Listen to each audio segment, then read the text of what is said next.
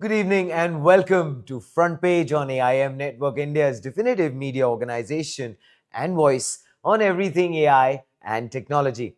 Tonight, from AI agents powering cash-free conversations to a biology breakthrough rewriting the genetic playbook, from a Silicon Valley giant planting roots in Bengaluru to a record-shattering raise that could tilt the balance of the global compute race. India isn't just in the news, it is the news. And here are the headlines making that news.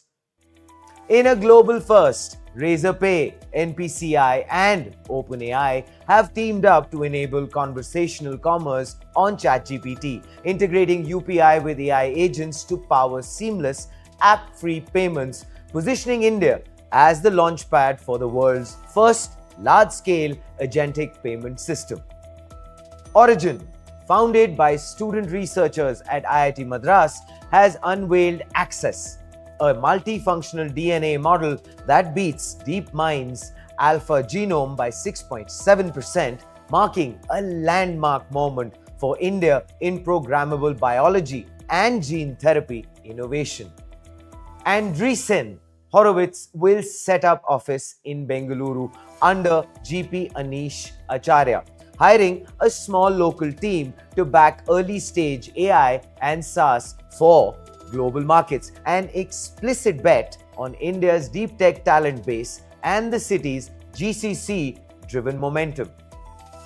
In the largest private AI infra funding round of the year, Cerebras secured $1.1 billion at an $8.1 billion valuation to scale its wafer-scale Inference systems, positioning India with its sovereign compute push and energy advantage as a critical hub in the post-GPU era.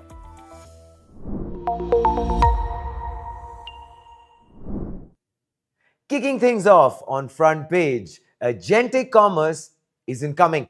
It's already here and it's launching in India first. Razorpay, NPCI, and OpenAI have teamed up to launch agentic payments on ChatGPT, a pilot that fuses AI intelligence, UPI, and India's fintech rails into one seamless experience. This isn't just a new payment feature. This is the first layer of an AI native operating system being built one conversation at a time.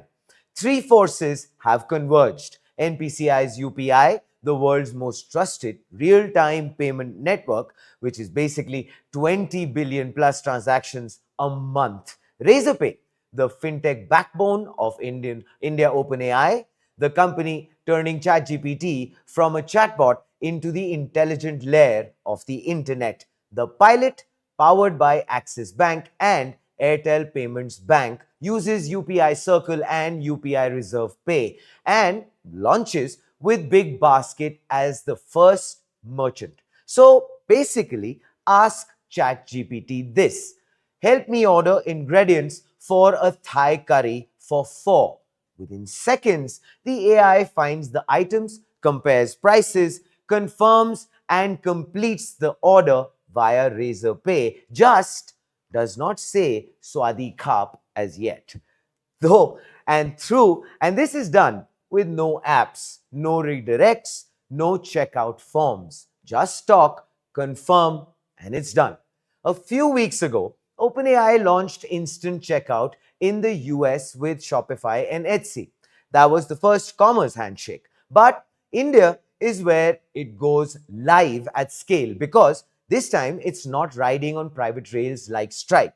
It's riding on UPI, the public payment rail of 1.4 billion people.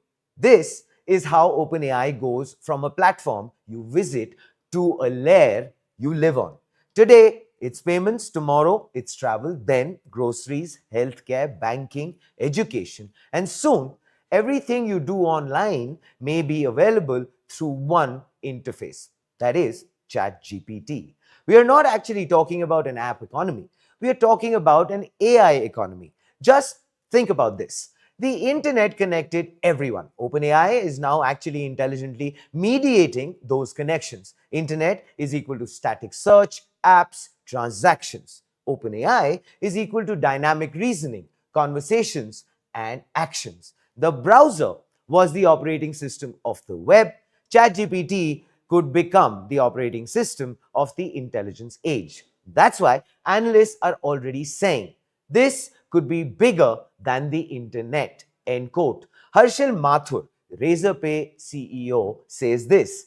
Agentic payments transforms AI assistants from discovery tools into full-fledged shopping agents. End quote. Sohini Rajola, executive director at NPCI, has to say this. This is the next phase of UPI, intuitive, intelligent, and inclusive.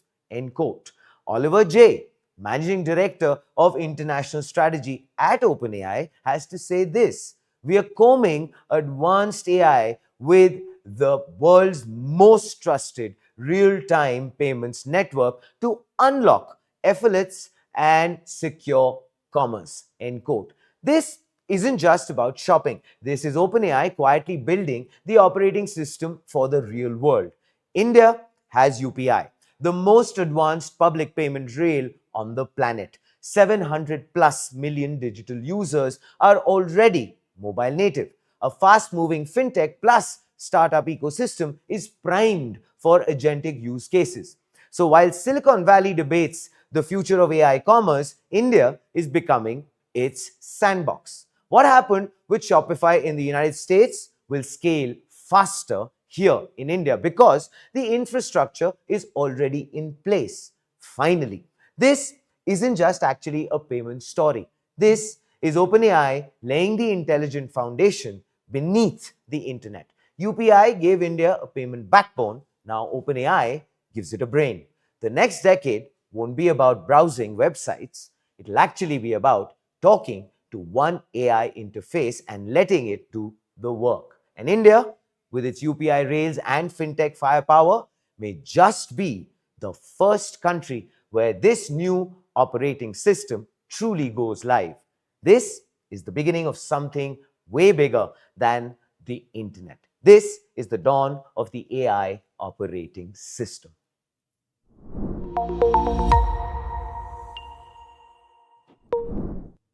India just planted a flag in frontier bio AI. Yesterday, we teased that an Indian lab was about to drop results that could reset the genomics pecking order. Today, it's official.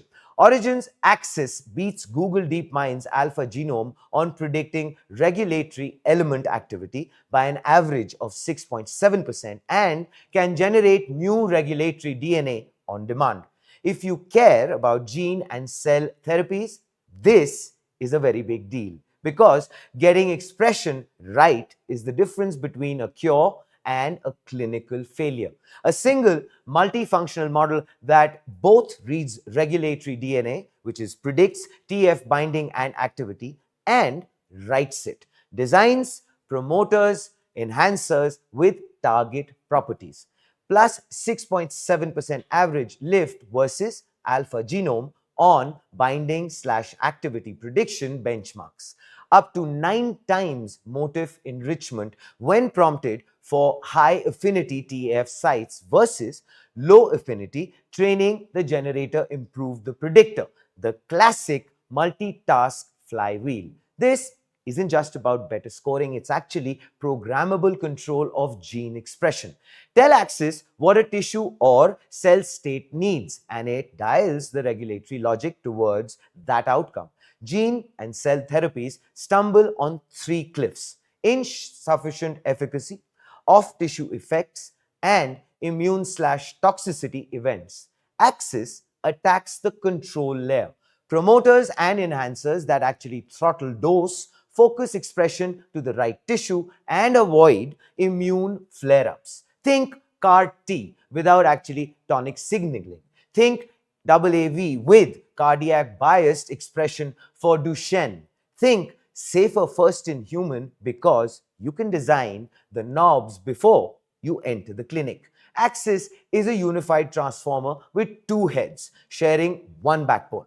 DNA leads to function, predicts TF binding profiles and intensities across DALS, PELS, PLS classes. Function leads to DNA, generates sequences conditioned on TF availability, regulatory type, and cell context.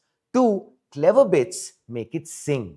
Confidence guided decoding, which is basically inverse entropy unmasking, that places the most certain nucleotides first, yielding up to 5 times stronger motif enrichment than random unmasking. Promptable control. So, high versus low affinity isn't a label, it's a dial. The outcome? Richer representations of regulatory grammar, spacing, orientation, combinatorics. Sorry about that. Not just motif counting. For a decade, genomics AI breakthroughs came from US, EU, Japan, and that triangle. Axis is India's first true shot on goal in programmable regulatory DNA, and it landed above the bar. With world-class math, massive developer talent, and cost-efficient wet lab partners, India suddenly looks like a prime venue for design greater than test cycles in therapeutics and synthetic biology.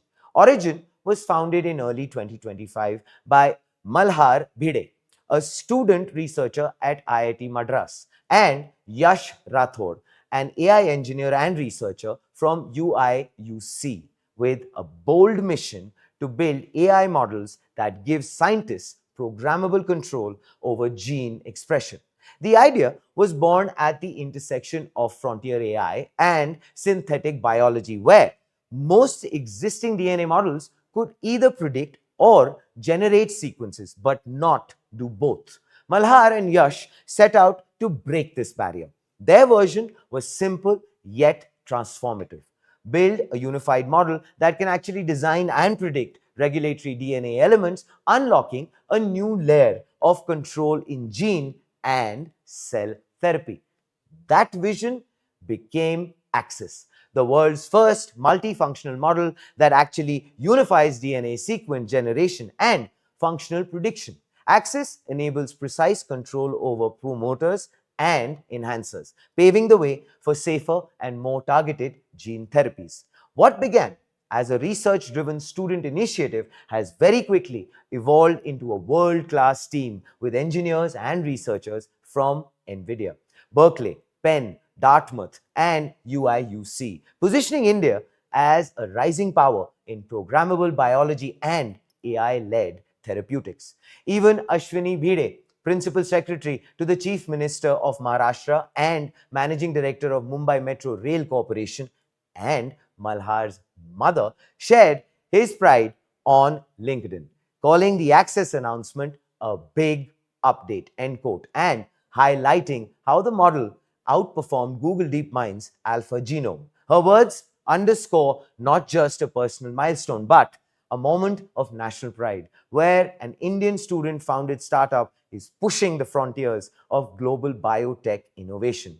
Design, then verify, workflows replace guess and test promoter hunts. Programmable expression becomes a product surface. Think promptable enhancers. Clinical risk moves left in the pipeline. Safer dose, narrower tissue exposure. India now enters the chat on bio-AI standards, datasets, and wet lab validation. This is bigger than a leaderboard bump. Axis turns regulatory DNA into an interface. When the control plane of gene expression becomes well promptable, the cost and risk curves of gene and cell therapy bend. The next decade in therapeutics won't just be about better models of disease. It'll be about better models of control. Axis is step one. And please, we would love for you to send in your comments and tell us how proud are you about this moment and how does it make you feel.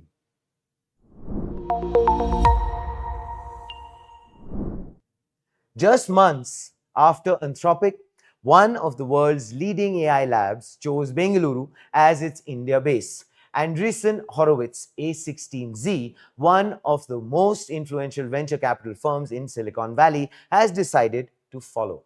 The firm will set up its first India office in Bengaluru, marking a major strategic shift in how the world's top VCs are engaging with India's deep tech and AI ecosystem. San Francisco-based general partner Anish Acharya will oversee the hiring of the local investment team, which will focus on early-stage AI, SaaS, and deep tech startups serving global markets. The office will begin with a lean two-member team to build the India deal pipeline, but its presence actually signals something much bigger. Bengaluru is now on the radar of the most powerful venture capitalists in the world. A16z has historically invested cautiously in India, but over the last 12 months, the ground has shifted. India now ranks among the top AI and deep tech talent hubs globally, with Bengaluru leading the charge. Over 1 lakh AI professionals work here, nearly 50% of India's AI workforce. The city is ranked number 5 globally in AI developer communities. This move actually comes after A16z made targeted investments in India, including CoinSwitch, Kuber, and Plutus Labs, and earmarked $500 million for Indian startups in 2022. So basically, with Anthropic, OpenAI, Google DeepMind, Snowflake, and ARM all expanding in the region, A16z's presence completes a very powerful triad: talent, capital, and frontier innovation. Bengaluru's surge isn't happening in isolation. Tech and enterprise powerhouses, Anthropic, Snowflake, SAP, ARM, NatWest, Albertsons, Prudential, and more, have expanded their footprint. Tech and enterprise powerhouses, AstraZeneca, Atlassian, Stryker, Qualcomm, TCS, and Synopsys are setting up world-class research labs in the city. The GCC boom, Rolls-Royce, Toyo, Modec, and Avelity are scaling up engineering hubs, creating thousands of jobs. This convergence of global labs, capital, and capability centers is actually reshaping Bengaluru's role from just being a back office to the innovation frontline. What makes this even more significant is Karnataka's policy push. As Priyank Kharge, Minister of Electronics, IT and BT, Rural Development and Panchayat Raj, noted, and this is what he said: Bengaluru is now a booming AI developer community, ranked number 5 globally in AI and deep tech ecosystems. Anthropic's arrival will further expand opportunities for local talent, research and development, and AI product development. End quote. With state-backed initiatives like LEAP, grant in aid support for deep tech startups, and a new skill development policy, Bengaluru is building the kind of infrastructure that attracts both AI labs and global venture capital. Well, we are going to take a short little break, but when we are back with a huge reveal and an exclusive, which is definitely changing the narrative as far as, well, you'll find out because you're going to be back on Front Page.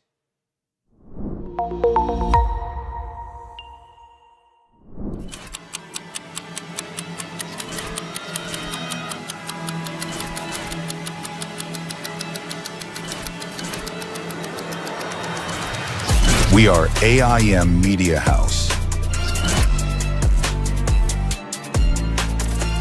Born in Nama, Bengaluru. Built for the world. We make tech make sense.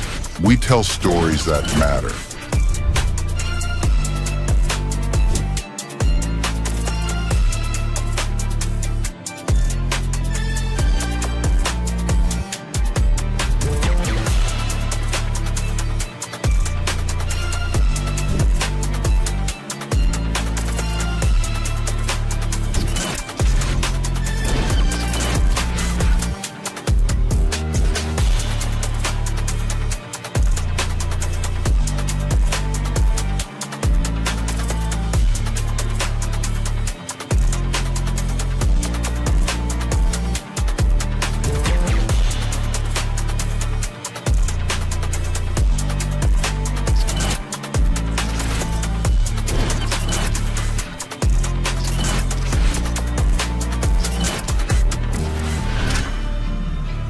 This is the era of AI, and we are the ones telling its story. Think AI, think AIM.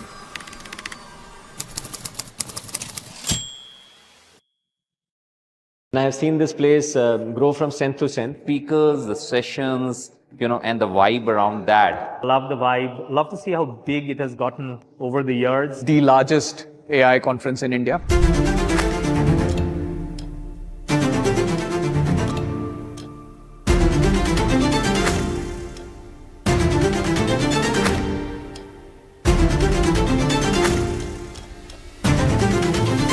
Cypher has definitely attained a cult status.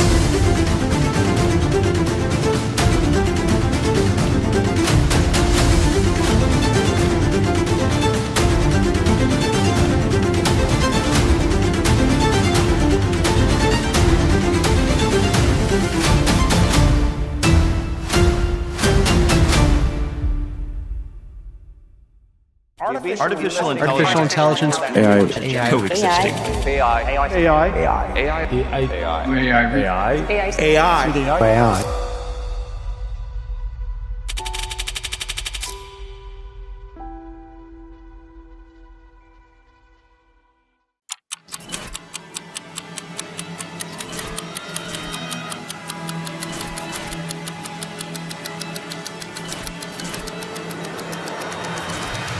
We are AIM Media House.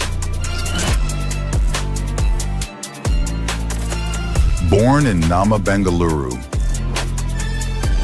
Built for the world. We make tech make sense. We tell stories that matter.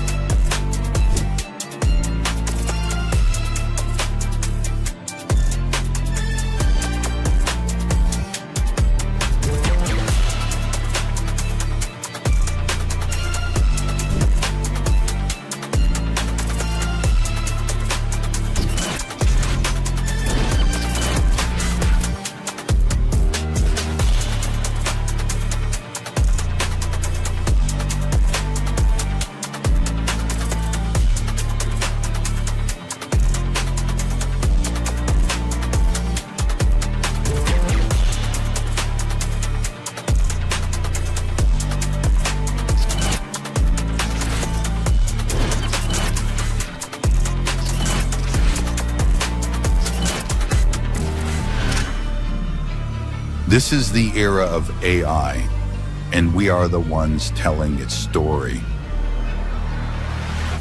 Think AI, think AIM.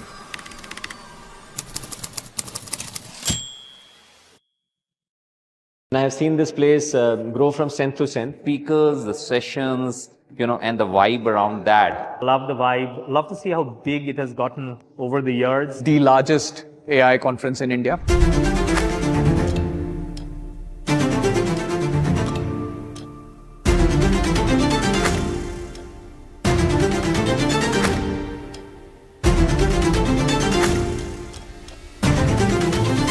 Cypher has definitely attained a cult status.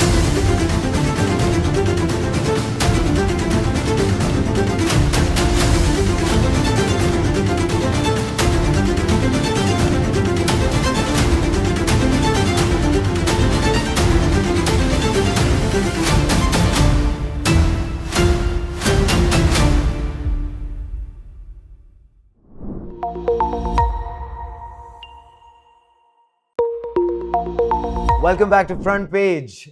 And as promised, the big exclusive on Front Page. Cerebras' record $1.1 billion raise positions India as a strategic hub for energy-efficient sovereign AI infrastructure. Go on Front Page, we broke down why Cerebras' $1.1 billion funding round isn't just another capital raise. It's the beginning of a new AI infrastructure era. One where power, silicon, and sovereignty decide who wins the AI race. And today, we're going deeper because this isn't just about America's chip wars, this is about India. And Cerebras has just placed a big bet on its future. Cerebras, the company behind the world's largest chip, has raised $1.1 billion at an $8.1 billion valuation. It's the single largest private funding round in AI infrastructure this year. But more than the number, it's actually the timing that matters. As the world faces a global GPU crunch and soaring AI energy bills, Cerebras is saying this: the future won't run on GPUs alone, end quote. Instead, it's betting on wafer-scale silicon, a chip the size of an iPad, with 850,000 cores, no interconnect bottlenecks, and a radical promise, which is run frontier models faster, cheaper, and with far less power. Cerebras isn't trying to outtrain NVIDIA, it's actually going after inference, the real bottleneck of AI and agentic AI adoption. While everyone else strings together massive GPU clusters, Cerebras is simplifying the stack, letting AI companies scale without the CUDA lock-in. And in an era where energy bills are up 60%, efficiency is not just nice to have, it is actually survival. And here's the interesting bit. Across the world, governments are racing to build sovereign AI infrastructure, and few countries are better positioned than India. Well, with its India AI mission, sovereign cloud movement, and a developer base larger than the population of many countries, India is uniquely primed for this transition. And Cerebras, well, is already here with a team in Bengaluru and Hyderabad, and an eye on the next big leap: energy efficient sovereign compute. Because, as Zoho's Sridhar Vembu put it, this is what he said: even if India can afford the GPUs, it can't afford the energy bill, end quote. That's exactly where Cerebras fits in perfectly. Sovereign compute is no longer an idea, it's actually a race. From the United States and Middle East to Japan, UAE, and now India, countries want AI stacks that don't depend on foreign hyperscalers or power-hungry GPU farms. And with its wafer-scale clusters that can actually run off renewable microgrids, Cerebras is building the compute backbone of that future. And of course, joining us today on Front Page to talk about the journey ahead is Andrew Feldman, CEO and co-founder of Cerebras, one of the sharpest minds in the chip industry and the architect of this very bold bet. Andrew has spent his career pushing the limits of compute, first at C Micro, which AMD acquired for $357 million, and now at Cerebras, where he's leading the charge into the post-GPU world. We are going to talk about the $1.1 billion raise, the AI infrastructure power shift, and why India is suddenly a central player in this global race. Welcome to the show, Andrew. A true pleasure to have you with us. Thank you for having me. It's good to be here. All right, so Andrew, there is a lot to discuss. So right off the bat, the $1.1 billion raise, Cerebras actually recently raised that much money at $8.1 billion valuation, marking one of the largest capital infusions in the AI hardware space. First of all, congratulations on that. The next point is, what's the strategic thinking behind this rise? How do you plan to deploy this capital across research and development, global expansion, and customer scaling? Well, look, I think a raise of this size from a caliber of investor of this kind, right? We raised $1.1 billion. The round was led by Fidelity, one of the great public market investors in the world. I think that allowed us to think about a global expansion. It allowed us to accelerate our manufacturing plan. It allowed us to double down on some of the most innovative engineering programs we have, and to expand into areas that we aren't. We don't have a big business in Southeast Asia. And we now can afford to not only go there, but to build data centers there. We have in India an engineering organization of about 100 people. We're looking to double or triple that over the course of 2026. So it puts us in a good position to take advantage of the extraordinary opportunity in front of us. Wonderful. So that means there is a lot on the horizon. The wafer scale advantage, Andrew. While NVIDIA dominates with GPU clusters, Cerebras is actually betting on wafer scale compute, a single chip the size of a dinner plate. Well, holding 850,000 cores and vast static random access memory. This reduces interconnect latency and simplifies scaling for large model inference. Cerebras claims its wafer scale architecture can deliver lower tail latency and higher efficiency for frontier inference.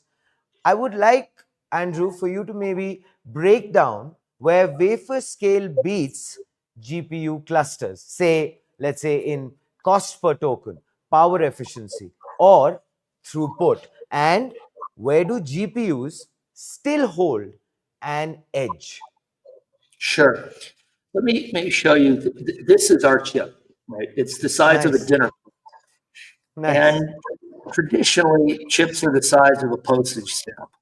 Hmm. And in order to do AI work, one needs to string together hundreds or thousands of these chips. And when you string together chips, you add latency, you use extra power.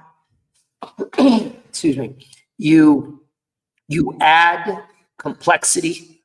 What we're able to do is by building a bigger chip, and this was the largest chip in the history of the compute industry. We were able to keep more information on the chip. We were able to process it more quickly. We were able to move it less often, therefore using less power. And therefore, we were able to provide answers in much less time. And so compared to traditional GPUs, compared to, say, the NVIDIA B200, we're 20 times faster. So where we focus is on those workloads, those AI applications where speed matters, right? So agentic work, reasoning work, where you have a real-time component, where you're engaged with your customer. And nobody wants to wait 40 seconds or 4 minutes or 7 minutes to get an answer, right? AI becomes exciting when the response is real time. Now, there are some applications that don't care about speed. If you're generating data for training, called synthetic data generation, that's an area that we aren't going to be great at because it's slow. But anywhere that speed matters, anywhere that customer experience matters, we have built the fastest solution, not by 1 or 2 or 5, but by 20x. Wow. So, Andrew, if I understood that correctly, the edge probably, as far as the GPUs are concerned, will still be probably where you do not require speed. Am I correct on that? That is correct. Fair enough. And for the rest, that is where Cerebras comes in a big way. As far as that's right.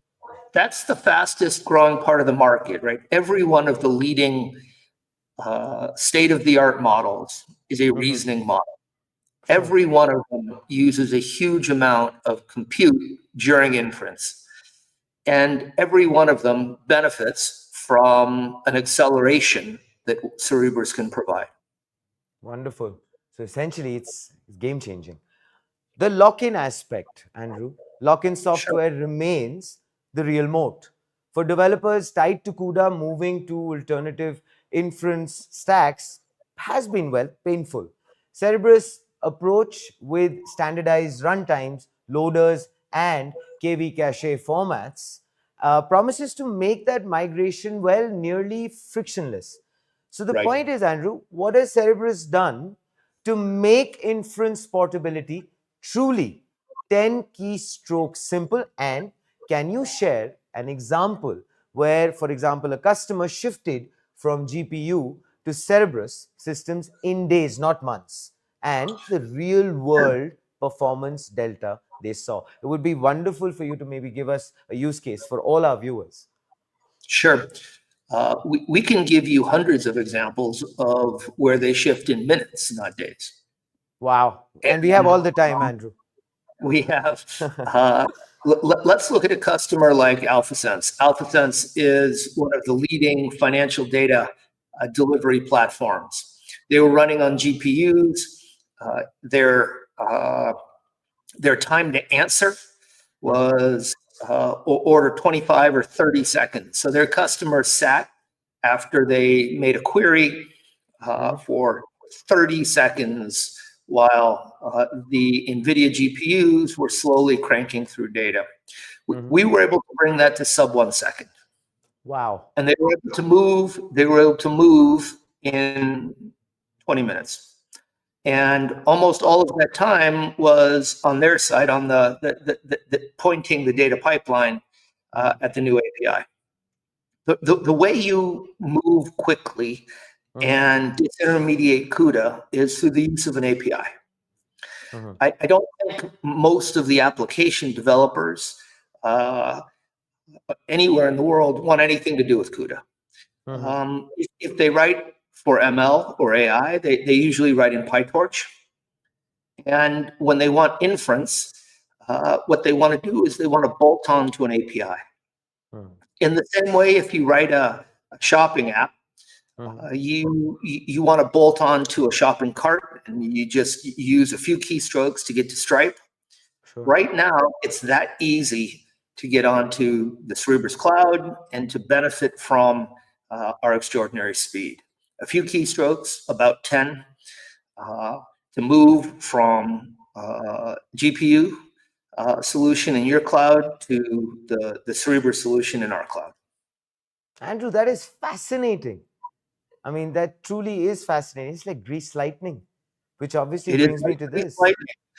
Right now, if you want to use an API, if you want to use something like OpenAI's API, and OpenAI is served primarily on NVIDIA GPUs through Azure. You type something like get OpenAI API, and then you specify the model.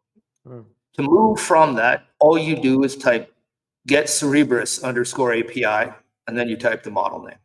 That's it. It's literally 10 keystrokes. Wow. Fascinating. Which of course brings me to this, the data center race. AI demand is actually exploding, as we already know, Andrew, but infrastructure capacity, especially power and cooling, isn't catching up. Many companies have actually megawatt scale plans, but face permitting and grid outlay issues. Cerebras says power exists often in the wrong places. How is Cerebras choosing its next data center sites and balancing the tension between low-cost energy, sovereignty demands, and customer proximity? Can decentralized modular wafer-scale clusters become the new blueprint, Andrew, for inference build-outs? That's a really good question. And what I was asked about whether the US in particular had enough power, the answer is we have plenty of power, but it's in places where we don't have data centers. And so it's in rural areas where we have neither data centers nor the fiber optic infrastructure to move data to and from the data center. Now, there are parts of the US where this is changing. There are parts like in West Texas that had a ton of oil and natural gas, but no telco infrastructure. There are parts of North America where this is changing, where in Canada, they have a great deal of hydro. There's locations in Finland and in Iceland where they have geo energy. There are parts of the world that don't have traditional energy sources that are expanding and putting down nuclear, like the UAE. I think India has an opportunity because their talent density is so high, and they have an opportunity. I think they have fewer of these large data centers currently, but we know they have an extraordinary telco infrastructure, particularly on the cellular side, and they have great companies who are well capitalized who could build data centers. And I know many of them are because we're in conversations with them. We would love to have a data center, not just one, but several in India. I think you're right, local regulations are sometimes challenging. But I think what people want is security, that their data is governed by the laws that they help Yes. vote in.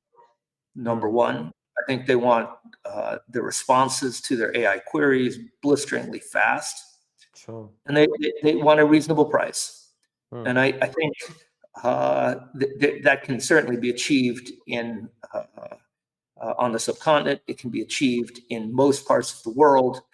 And so I think that is the exciting area for build out right now, are these massive data centers. You know, Andrew, you brought a smile to everyone's face here when you said that you're looking at data centers, you're building it up, of course, which brings me to this question, which is the exciting and the encouraging aspect as far as India's energy reality and AI infrastructure dilemma. In the West, data center growth is driving power shortages. As Zohar Sridhar Vembu pointed out, electricity bills in parts of the US are up 60% due to AI driven demand. India, meanwhile, actually faces the opposite challenge. It's trying to build AI scale infrastructure without destabilizing its energy grid or affordability for citizens. India's AI Sure. push is constrained not just by compute scarcity, Andrew, but by power economics. Do you think India can leapfrog the GPU centric model altogether by building more energy efficient architectures, perhaps wafer scale or edge first systems? How does Cerebras view India in that context? You've already Okay, mentioned you want to build a data center, I but of think course, we want to hear more. I think necessity is the mother of invention for sure. And I think there are no greater entrepreneurs, no more creative engineers than in India. This is a challenge.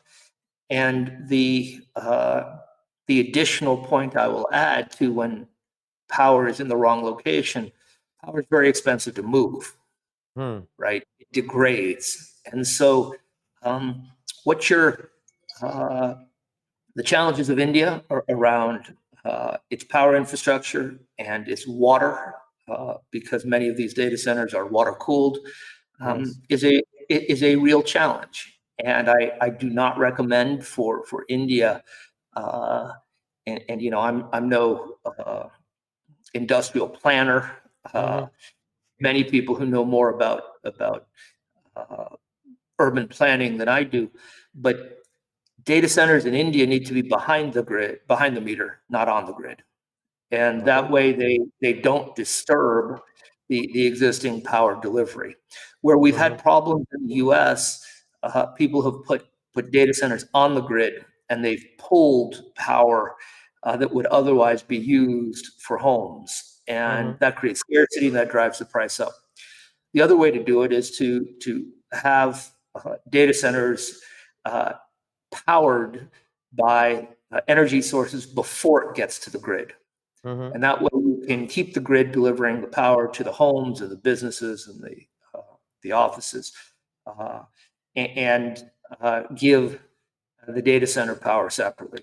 But I think it is a challenge for a democracy. It's a challenge for a federated society where there are state, federal, and local rules, because local ordinances often play a very large role in the delivery of the rules under which these facilities have to be built.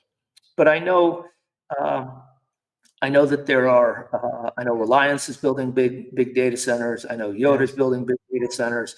I know that there are lots of innovative companies that are finding creative solutions that in India that benefit the sum total of AI capability without pulling away power from its people. Thank you so much, first and foremost, Andrew, for going ahead and acknowledging the fact that we make fabulous engineers as far as India is concerned in terms of the sheer talent. I just wanted to, before I move on to the global AI map aspect is concerned, I wanted to ask you, you would have heard that there is a lot of backing by the government as far as the policy is concerned. You already have offices, like you mentioned, you're planning to double them or triple them by 2026. I wanted to understand, how do you feel about that, where the government is genuinely working as far as making those policies are concerned? How do you feel about that? Does that give you a lot of confidence? What does that do for Cerebras?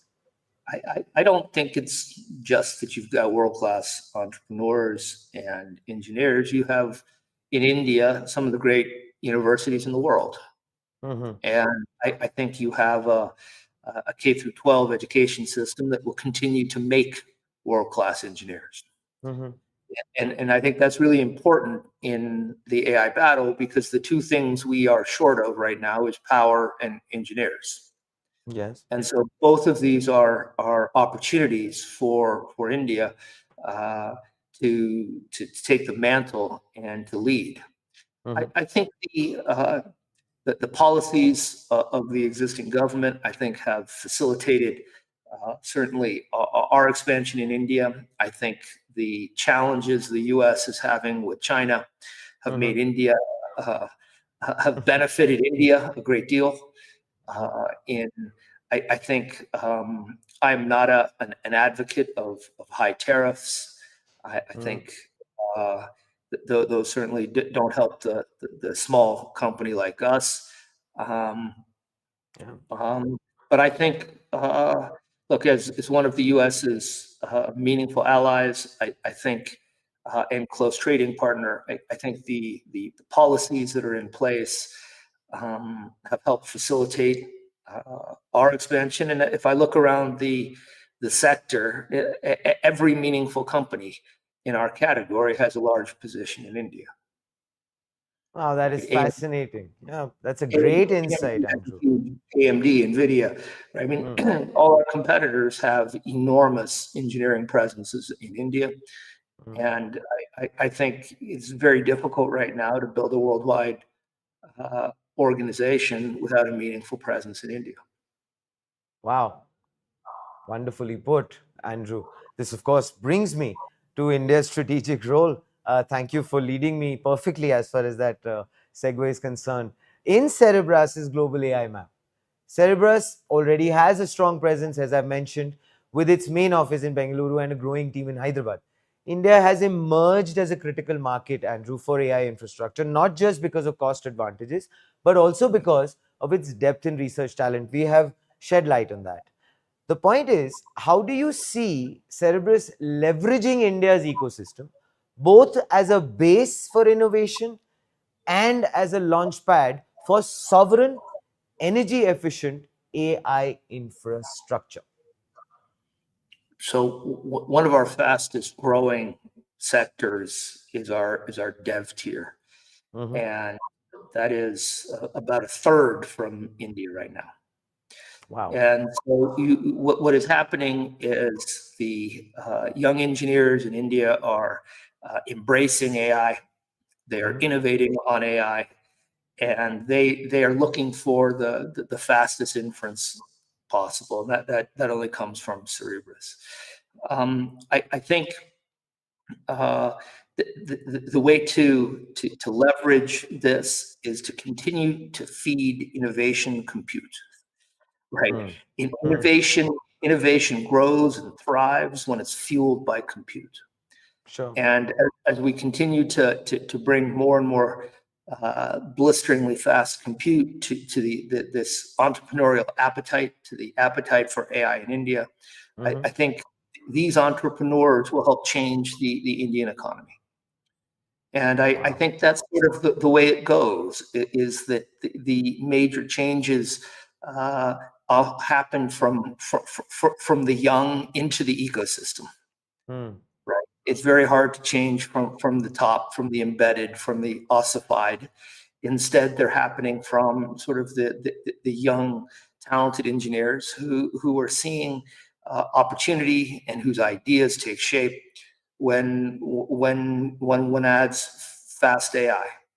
And so we have been in conversations with the Indian government. We see lots of opportunity to be a partner, to deliver compute to leading universities, not just to individual developers, but to universities and to the government itself.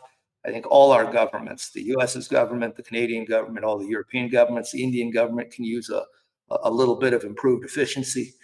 And so I think there are lots of opportunities to help AI improve society.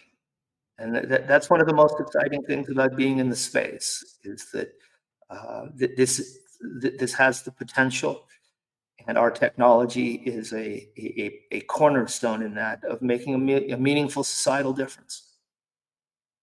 And you said it with such ease, Andrew. I like that. The fact that, yes, it is a cornerstone, and we are very, very excited in terms of the fact that these conversations convert really quickly for Cerebras to come in a big way, which actually brings me to this sovereign compute and the opportunity with the India AI mission, Andrew, rolling out the government backing sovereign AI infrastructure. There's a growing push for air-gapped, energy-efficient compute clusters built on Indian soil. Do you see a future where Cerebras partners with, let's say, as you mentioned already, institutes and some private players, but as far as AI data centers, not just for compliance, but as part of India's energy-efficient compute strategy? What would it take for India to become a serious node in your global AI map?